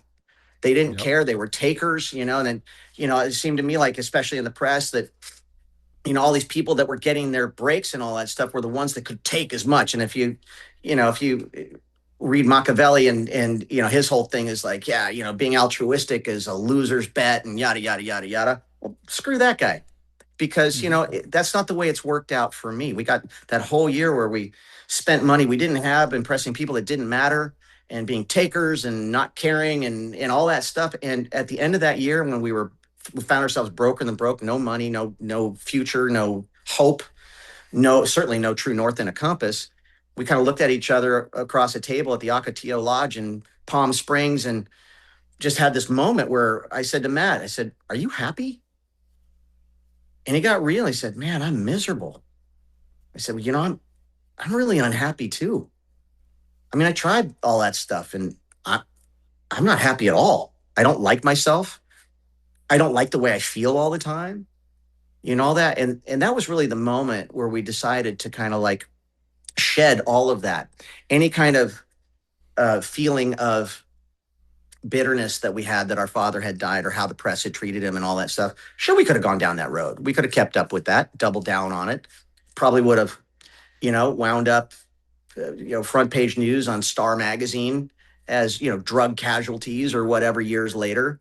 That's just never who we were. And I can honestly say, not only, I think we were born good kids. We weren't the ones that were blowing up mailboxes or torturing the neighborhood animals, when we were growing up. We just weren't like that. But we always felt a little different. Not elite, not better than, just different from the way a lot of our friends felt about life and, what they wanted to make out of it. And our goals were lofty. And, it doesn't matter who you're related to. I mean, the odds are, I had that same guy, Jack Ponte, explained to me once. He said, "I want you to analyze the odds of doing what you say you want to do. You say you want to be the number one act in the world. Okay, so let's go through the stats. I want you to imagine how many people have dreamed of being rock stars, how many people have dreamed of even getting a record deal, and the percentage, the tiny percentage that actually make that happen. Of that percentage, the tiny percentage that actually gets a record made, of that percentage that gets that record actually even released, of that, the tiny percentage of that tiny percentage that gets into the Hot 100, and of that, how infinitesimally small the percentage is of the people that go number one. It is literally millions and millions to one. So why do you even bother?" And I said, "Have you ever done any research on what your odds are of actually being born?" Because they've speculated on it. If you look at it, if you're drawing breath right now, we're having this conversation, it's trillions to one that you were the fastest swimmer, but somehow you were. Yeah. And you're here. You come out of the womb having won the ultimate race already, right? And so I kind of thought, well, I've got these great ancestors that have preceded me in death, and I love being able to be the representatives for these very brave and very funny people. I'm honored to do that. I'm fortunate enough that I've made my own mark with my brother on my own, with my own stuff that I have written to audiences who didn't know where I come from. And I'm still here after all these years, knocking on 60, doing something brand new, which is, holy cow, we wrote a bestseller about us, which seems pretty narcissistic, but it's funny. And it's also really insightful because it really opens up everybody's eyes to what the truth really was, as opposed to, what the PR people at the record company back in the day wanted people to believe. And what really kind of sucks about it is if they had just told more of the truth, it would have made things a lot easier on the two of us as time went on. If they just said, the guys wrote all their own songs. Even Debbie Gibson got that kind of spin when she came out. She's a writer and a producer. Well, so were we. We produced our own stuff, wrote our own stuff. been doing it since we were literally babies, played our dues in the LA clubs for a decade before we even got signed. And of course, no mention of any of that throughout that early success, just like there was really no mention of the truth when our father's plane went down. So the whole point of this book and talking to somebody like Marshall, which is like, you're finally going to get the opportunity to address both, and everything else are really interesting stories throughout. But the whole purpose of this is to prove, hey, we had every reason in the world to wind up jaded and bitter and entitled and elitist. But I am not a Kardashian. I'm a Nelson. I don't do that. Matthew doesn't do that. We've never done that. That's just not what our family does. Whether or not that is something that's popular at the moment, we see it all over TikTok and stuff. These people who are so out of touch and so entitled. And that's just not who we've ever been. Yeah. And I'm kind of grateful for that. And the people who know us and the people who read the book know that now, because it's important to us that we tell the truth. And, the people who don't want to believe it or are pissed off by it, well, they can just get happy in the same pants they got mad in, because we're going to be us. And right. I can just look back and go, man, what an incredible ride this has been so far. Man, I hope we make enough material from this point on to demand a second book.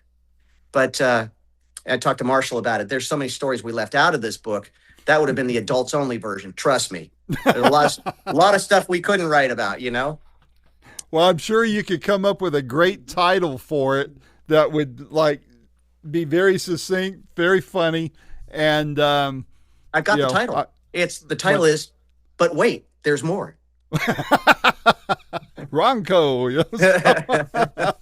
The Pocket Fisherman, baby. There you go. Well, Gunnar, this was a lot of fun. We could talk for hours, man. And we should. Let's make it a part 2. All righty. Well, we can do that. But in fact, I did want to ask you. These are some. I made mental note or little bullet notes. There was things I saw where, you played for Cat Stevens. Your mom moved without telling you. John Beelan, I see him on Facebook all the time. The Pointer Sisters. We already talked about Shulman and Greg McDonald and the Colonel, but the homeless man in Westminster. Do you have time? Tell that story. Oh, well, no. We grew up, we always say in our shows that we had totally normal childhoods. If a normal childhood to you is, Bob Dylan hanging out in the living room and Linda Ronstadt knocking on the door, or Uncle George being George Harrison, who lived next door and would come over for breakfast every morning. We actually grew up in this incredible time in music history, which is that whole Laurel Canyon sound time. Mm-hmm. Okay. So this would have been, 67, 68, right around then, going into 74, that whole time where all of those great acts from the Laurel Canyon area were visiting each other's homes and writing songs together, and then playing those songs down at the Troubadour down on Santa Monica Boulevard, the club down there, legendary club. And at that particular time, there were people that were coming over to our dad's house that were encouraging him to come out of retirement, because at that point, the Beatles had invaded America. A lot of the earlier pioneers of rock and roll were having a really difficult time getting any airplay or respect at all, because the whole paradigm had shifted as violently as ours did when confidence rock went to grunge. Same thing had happened. And these people that were influenced by our father to start making music in the first place wanted to pay it back to him, so to speak. And so they were showing up and saying, hey, Rick, you could go out on the fair circuit like a lot of your contemporaries. There's no dishonor in that. Just pay your bills and do the whole thing. Or now that, no one's got any expectations of you, you could kind of prove them wrong about their presuppositions and do something completely. Do you have anything to say? Are you a songwriter? Because that's what people are expecting now. And he'd never done it before. And it was Dylan that encouraged him to be a writer. So he started writing songs. And it turned out he had a really, really natural ability at writing really good songs. And because he made enough money on Ozzie and Harriet throughout the years, fortunately, he could come from inspiration and not desperation. He didn't have to go out and do gigs. So he got a chance to confidently put together what in his mind he viewed as the first melding of rock and roll energy and attitude and country storytelling. and that became his Mhm. Stone Canyon Band. He traded James Burton on the Telecaster for Tom Brumley on a pedal steel, and started writing these great songs, grew out his hair, went around, started doing like the college circuit. And he didn't Mhm. have nearly the commercial success that he had in his early years. Time had moved on and all that, but he was incredibly fulfilled personally. He was writing his own songs out of his own experiences for the first time, always had an acoustic guitar in his hand, always writing a song, always rehearsing in our bedroom, basically pushed our cribs out of the way and started rehearsing. But that was the Rick Nelson that Matt and I grew up with. We grew up during that time. So that was insane to be able to like watch our father from the side of the stage from the time we were babies and make that connection. Oh, he's having a great time and he's singing songs that he wrote to this audience who loves him, and he's having a blast doing all of this. I want to do that. So that was kind of our first experience around music in general, was a really creative time. And our father didn't give us a lot of advice, but he always said, boys, if you're going to do this, be songwriters first, because I got more joy out of a song like Garden Party that I wrote from my own life's experience, having a hit with that and it connecting with people, than all those early number ones that other people had written. They were great songs, but they weren't a part of me. And so Matt and I started, while all the other kids, years and years later, when we got into junior high and then high school, we'd been playing professionally for years, but we were doing originals. Now, they weren't very good originals, but they at least were originals. When all the other kids were playing the high school parties and stuff doing cover songs, Matt and I were playing original tunes. Mhm. And, fortunately, over the years, we put in the 10,000 hours and we learned how to be writers. And at first, like a lot of people, we were co-writing our songs with guys that were far more talented than we were and more experienced. But then over the years, we realized we didn't need them anymore. So we don't use co-writers anymore. We don't do outside songs at all. We do our own, and it's either me or it's me and Matthew, and that's the way it is, because we've got a very particular vision. And it turns out, like when everybody else was releasing stuff that had a very strong blues influence, like our contemporaries back in the day when we were on Geffen, were bands like Aerosmith and bands like Mhm. Whitesnake and Guns N' Roses. Matthew and I were the odd men out because we grew up in Southern California, so our influences were like that California folk country thing that was going Mhm. on during the Laurel Canyon scene. Crosby, Stills and Nash, Jackson Brown, Joni Mitchell, all of our dad's Stone Canyon Band. So when Nelson was first debuted, it was interesting for folks because it had, well, the pageantry of arena rock, but there were no blues progressions in anything that we did, much like the Ramones. Like the Ramones, I talked to Johnny Ramone before he passed away, and it was so cool. He told me that those guys didn't come from the blues at all, and that was a heavy duty rock band, punk rock band, Mhm. and those guys loved the girl groups from the '60s. That's what they loved growing up. I loved country rock from Southern California, so that's what we loved. And so Love and Affection comes out. It's the first time you heard an electric 12 string on a number one song Mhm. since Tambourine Man, and that's pretty Yeah. cool. Yep. But that DNA is always in there. And we just kind of realized, look, it had to be authentic. What we did, even though it had this amazing image and it was fantastic and all that, um, it was true to who we were. And we've always tried to do that. But back to square one. The true north in our compass has always been two brothers, a good song, and two acoustic guitars, just like the Colonel suggested. And at least now we're old enough and wise enough to know that.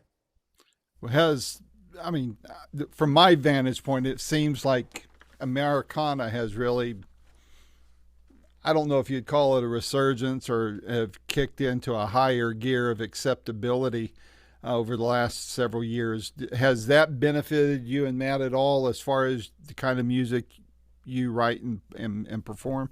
Well, it's an interesting question. It's interesting to me that the whole term Americana, it's kind of a catch-all if you think on it, and it's Agree. it doesn't really say much of anything, because it's kind of like somebody saying on their resume that they're a singer-songwriter. Well, what the hell does that mean? We're Yeah. all singer-songwriters. Americana. What I don't know what that really means. Um, I do know this. Matthew and I have had to create in every record that we've ever made, and in everything that we've ever done outside of music. We have to create our own genre. We have to create our own niche. That's why it's always been very difficult for us to find a band that we could tour with, because we didn't sound like anybody else. That's a blessing and a curse. It's a curse in the sense that I can't find anybody that's similar enough to what we do to make it a really palatable double bill or triple bill when we go out and tour, still to this day. Um, we got to grow up with John Boylan being our, he did the forward in this book. He's also the guy that, I mean, he's produced a ton of records. He was there the night, literally, that Matthew and I were born. He was producing our dad at the time, but he went on to produce Boston. And even from Boston One, that first record, to this day, I mean, you tell me, what is Boston? Yeah. It's not a metal band. Nope. Really. It's not just a straight up rock band. It's not a straight up pop band. They created their own thing, and that's the stuff that I really loved. I love bands that were really unique. And fortunately for us, we grew up on AM radio in the 70s. And back in that day, this is before formatting at radio. Nowadays, you got to hear the modern rock station and they all sound the same. And that makes it easier for advertisers. It makes it easier for program directors at radio stations to monetize things. And I respect that. But as far as the artist is concerned, when I grew up on the school bus going to school, listening to WKHJ, an AM station in LA, there were no formats, and you could hear Karen Carpenter right next to Led Zeppelin. Yep. And it was a singles thing. And it was really cool because what was encouraged at the time was sounding different. No one had any kind of you didn't have any studio tools. You didn't have auto-tune. You didn't have unlimited tracks. You had to be deliberate, and you sounded unique not only by your vocal tone, but the songs you wrote, the arrangements that you wrote, all of that. Mm-hmm. And the goal at the time was to be really, really unique and stand out with something outstanding. Not to be redundant, but that's what was really encouraged when Matt and I were kids. And I don't think we ever really lost that philosophy when we were growing up. And when we were releasing our music, we didn't want to sound like anybody else that was out at the time. And I think when that first single hit and went number one, there's nothing in the world that sounded like that, and hasn't since. I don't know how to describe it, because is it rock? Yes. Is it pop? Yes. Does it have country leanings? I can hear the Stone Canyon Band in there. It's a lot of things, but I don't think you can really label it, which again, for marketing purposes, having a brand is suicide, according to the experts. But it really is what it is for the two of us. We just want to write really catchy, really great songs that hopefully uplift you. And if they don't uplift you, at least they're going to, feel good when you got the top down in the car and it's summertime and you're blasting the music over your stereo. Because we also grew up during a time when music was the point. Now it's background music in a video game, but for us, that was the meaning in life. It was great. You get excited about a band that you love that was coming to town. When they had a record coming out, you run down to the record store and buy the album. An event. Yeah. That was it. That was the whole thing. And the one thing I've got to say is that music has always been more than a brand to me. It's been a means to an end. And we touched on Erin Vallely. I never would have met Erin Vallely and been so profoundly inspired by that little girl had she not been inspired by the music it was that we were making. So it all works together. And I've never seen anything really, because I've traveled the world and I've got incredible experiences and met so many wonderful people. But the only thing that I know has the power to transcend religion, language barriers, politics, all that is music. Music is powerful. It is so powerful. My friend Skunk Baxter, who's in the Doobies, he does a lot of work for the government as well. But I mean, he's got incredible stats. I didn't know that when the tyrants went into certain parts of the Middle East and took over certain countries in the Middle East, the first thing they did was round up the musicians and cut off their hands. Now, why did they do that? Well, because they found that nothing had the power to move the people as much as music. And I'm not talking American rock and roll. I'm talking music of any kind. It's dangerous. It's always been dangerous. Well, why is it dangerous? Well, because the world, life, is about frequency. It all comes down to frequency. Mm-hmm. Our physical bodies are just manifestations of frequencies that are happening. And because of that, music is the only thing I've seen that can really move mountains. I mean, Matt and I played a gig over in Indonesia once, and we did a whole gig. This is the day after our second record came out, and these kids had gone down and bought the record, the day before we showed up to play and had memorized all of the words of the album phonetically. Didn't know what they were really singing. They read the translations and stuff, but they memorized all the words. And so for the boys that were in the audience, it was great. We could see them mouthing the words back to these brand new songs, right? Which was amazing. But what was more amazing is that the women were in burqas head to toe. Not that you could just see the eyes in a Muslim country. And they're rocking along in the audience. I mean, Matthew and I had to interview with the censors from the government to make sure that we weren't going to say anything that was subversive. It is dangerous. Rock and roll is dangerous. Rock and roll is something that can move people. And, Matthew and I have just always chosen to move people through the power of music in a positive direction. And we're never going to change. And this is kind of cool. I know music's always been a means to an end, but, hopefully this book that we're talking about is going to shed a little light on who we really are as people underneath all of the spin, and shed some light on our dad, especially the accident as well. But it is it's a wild ride, but it is 100% honest, and something Matthew and I are really proud of doing, because it was the hardest work we've ever done, kind of like talking about certain things that we've intentionally not I can imagine. talked about. Yeah.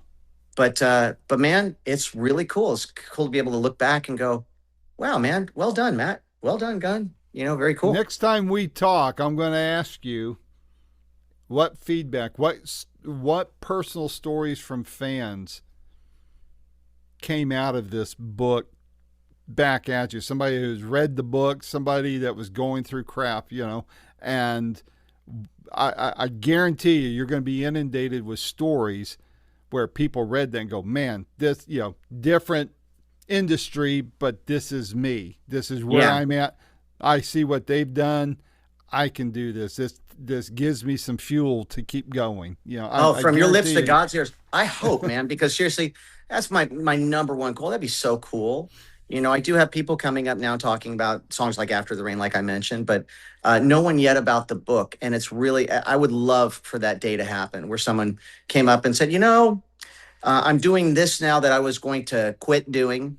And I got a copy of your book as a Christmas present, and it changed my mind. And now this good stuff has happened. I'd love that. Mm-hmm. Well, I think it's going to happen, to how I relate to it. Is I'm not a musician. I never don't even do good air guitar, but I've done this now for 17 years, going into getting ready to start the 18th year of interviewing people. I don't make any money from this. It would be slave wages if I were to amortize it all out. It would be embarrassing. Well, there's always OnlyFans, man. Yeah. They would bar me from that. So, but people, to your point about the music, our generation, I'm 66 now. This music means a lot to us, especially as we're, heading down that backside of the hill there on life's curve. But the music resonates with us still. But it's symbolic. It ties into who we are, the lessons we learned as we were growing up, just like you've been saying. And for many of us who are where we are in life, we start evaluating our life. What have we done? What kind of impact? What really matters? Mm-hmm. And to hear a story like Aaron and your survival and, gosh, I mean, the book just is a treasure chest of that kind of encouragement that I would be one of the most disappointed people in the world if there weren't at least 1,000 stories you guys hear from people who were encouraged and moved forward, or maybe you saved their life. And that, I don't say that lightly. I mean, there could be people that have hit rock bottom like you guys did, and they think, man, no reason to move on. And I guarantee you there'll be lives that you guys have saved through your story. Well, that's wonderful. I think about that, and stuff like that actually makes being paraded through the streets of Seattle in 1994 with the whole town flipping us off worth it, doesn't it? Yeah, it does. It does. It really does. But, well, gosh, Gunnar, this is a lot of fun, man. I want to talk to you guys again, and if I see you're going to be over here near Knoxville or something, or if I'm going to be going to Nashville sometime soon. If you're free, maybe we'll get together for some coffee or something. Sounds great. I would love it. And nice to make a new friend, and to everybody out there that watches your blog and all that. Thank you for actually doing this. And next time we'll have Matthew here too. I'll prove that I actually really am a twin. Well, I've interviewed him, but it's been a few years back. It was for your dad's 82nd birthday. Oh, right on. I interviewed him on that. So, but man, I'm glad Marshall got us together for this, and we'll be doing some more talking. We'll stay in touch. I'll let you know when this thing posts. Okay. Sounds great, man. Thank you for everything. Really, thanks a lot. Walter says goodbye too. Okay. All right. Stay healthy, care. Man. You too. Right, take care. This has been another fun-filled episode of Boomerocity with your host and producer, Randy Patterson. The theme song is Roll the Dice and is recorded and used by permission from Quinton Hope. Quinton is spelled Quinten, and Hope is Hope. And you can find out more about Quinton at quintonhope.com. Post-production is done by Cardinal Sins Productions. The Boomerocity name, logo, and content is copyright protected. Segments may only be used with written permission by Boomerocity and or its assignees. Inquiries should be directed to input@boomerocity.com. Copyright 2025.